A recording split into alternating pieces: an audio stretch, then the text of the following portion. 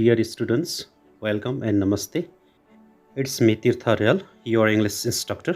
Today, I'm going to deal with the poem Weather, written by a British poet Thomas Hardy. This poem is prescribed in compulsory English of class 10. In this video, I will explain this poem line by line, summarize it, talk about difficult word meaning, and solve the exercise given in your book. Before the explanation of this poem, let's talk about the poet. Thomas Hardy is a British novelist and poet. He was born on 2nd June 1840 in Stanford, United Kingdom, and he died on 11 January 1928 in Dorchester, UK. He was influenced both in his novels and in his poetry by Romanticism, including the poetry of William Wordsworth.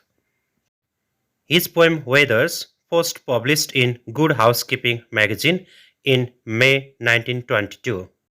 Dear students, this poem Weather is divided into two halves of 9 lines each. The stanza of the poem, having 9 lines, is called Spenserian stanza. And this poem is written in the same pattern. Rhyme scheme of each stanza in this poem is AB AB C C C C B. Overall, Weather is a simple but evocative poem that explores the effects of weather on the world around us and different ways that creature responds to change. Dear students, now let's go through the line-wise explanation of the poem.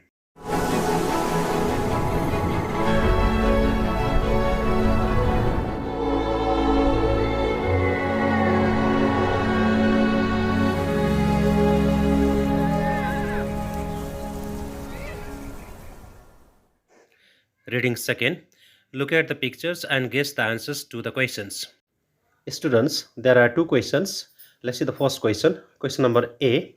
What seasons do these two pictures represent? Dear students, these two pictures represents winter as well as spring season. Let's see question number B. What differences do you notice between the two pictures? Yes, in the first picture, we can see a bird is sitting on a branch of a tree which is full of snow, and it is seen inactive and unhappy because of cold. Whereas in the second picture, the bird is seen active and happy with greenery. It also shows favorable season for the birds as well as all the living beings. Now, let's see the poem. Dear students, this poem is divided into two stanzas. The first stanza of this poem describes about spring season and the second one tells about winter season. Students, to understand this poem very well, we should know the atmospheric and climatic condition of Britain because this poem is based in the context of Britain where there is extreme cold during winter but just opposite of it, very good, suitable and favorable temperature can be found in the spring season.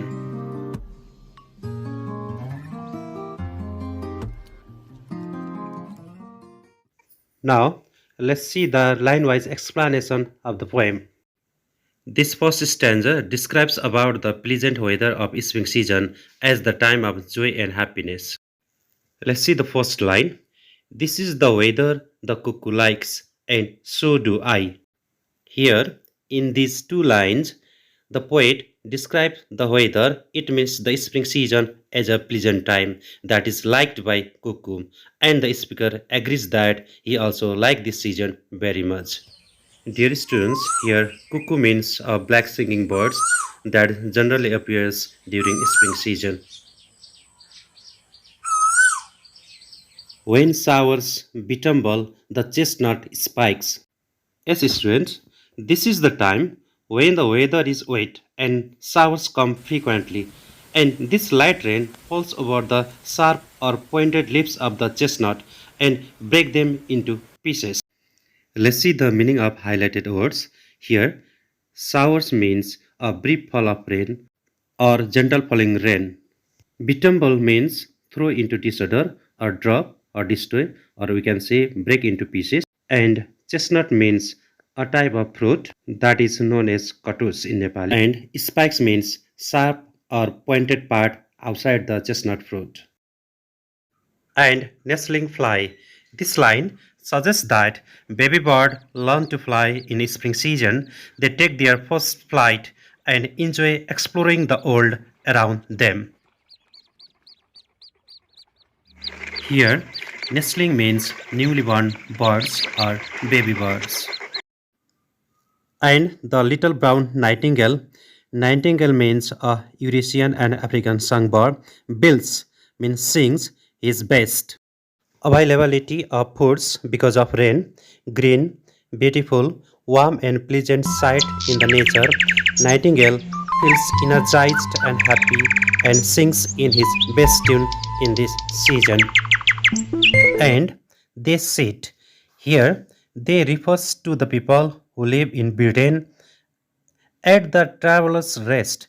The traveler rest means the place that is made especially for the traveler to rest sometime on the way, or it also refers a pub or inn where people gather to socialize and enjoy the good weather. During spring season, the citizens of Britain stay outside of their home or in front of the pub or inn and have a conversation with sunbathing because they like the season very much. And maids come forth, spring muslin dressed. Here, maids means young, unmarried, and beautiful girls. Forth means ahead or in front of or appear in public places. And spring muslin means soft, beautiful, light, and fine cloth. The young girls are seen around the public places in their fine cloth to enjoy the occasion during this season. And citizens, that means British people, dream of the South and West, and so do I.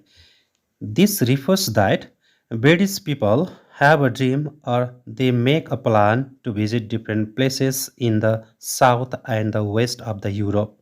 To an English person, the south and the west are associated with summer holiday destination where the weather at that time is often warm and sunny.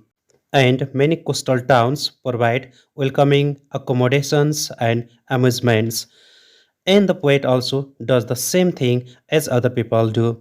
That means he also makes a plan to visit the south and the west in this season. Dear students, now let's see the second stanza.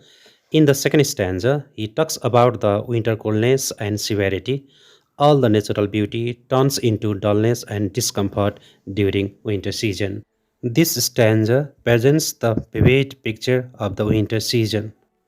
Now, let's see the line-wise explanation. This is the weather, the shepherd sons, and so do I.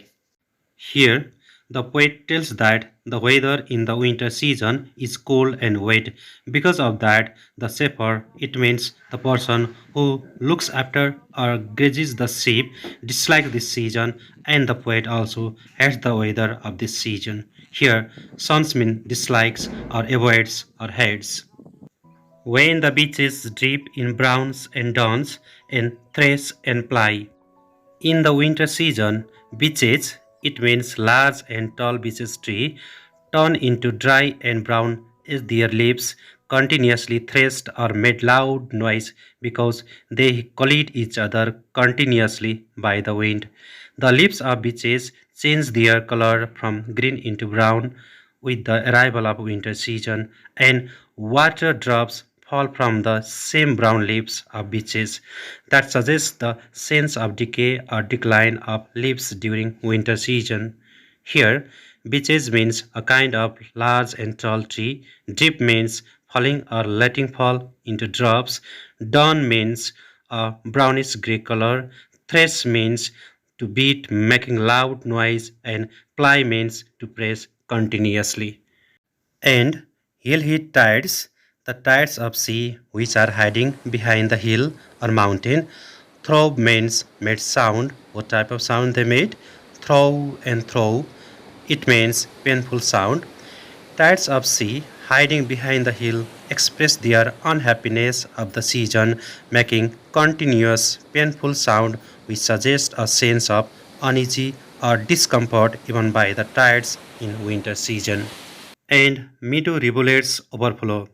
The rain during this season brings more water that makes rivulets. It means a small brook or stream, or we can say very small river, overflow because of excessive water. And drops on gate bars hang in a row. Water drops freeze on gate bars because of extreme cold, and they hang in a row making needle shape on gate bars. And rooks, that means a kind of European birds which look like crow, in families homeward go. Rooks dislike this season, and as their response, they leave the place and move away towards their warm home because they do not enjoy the situation. And so do I here. I means the poet himself also moves to his warm home to be safe from the cold. Overall, this poem Weathers implies the symbolic meaning too. The poet tries to state the bright and dark aspect of human life. The word weathers indicates human life. Similarly, the spring represents the bright, whereas the winter represents the dark aspect of our life.